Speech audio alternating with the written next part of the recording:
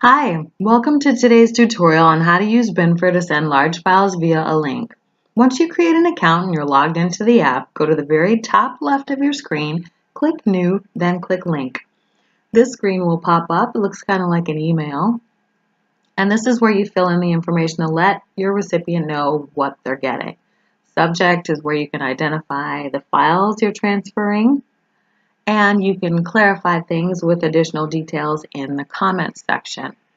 Once you're done with that, you will move down to Files, and this is where you will drag and drop video, JPEGs, whatever the case. Today we're moving over some bird JPEGs.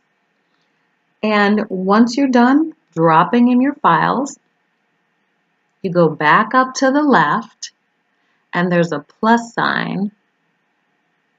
There it is. Click that to create the link. You'll get a message, link added.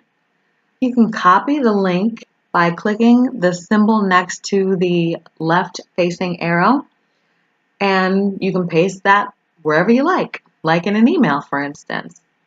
When your recipient clicks on the link and downloads the files, you'll be notified. Now, I do want to show you what happens on the recipient's end once they get your link. So you email it to them, they paste it into the browser, they hit enter, it loads, their files pop up. They can either access the symbol to the left of the Binfer B to compress all the files into a zip, which I won't do because it takes a little time.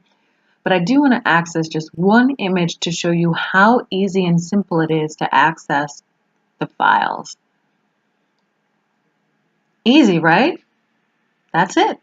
You're done.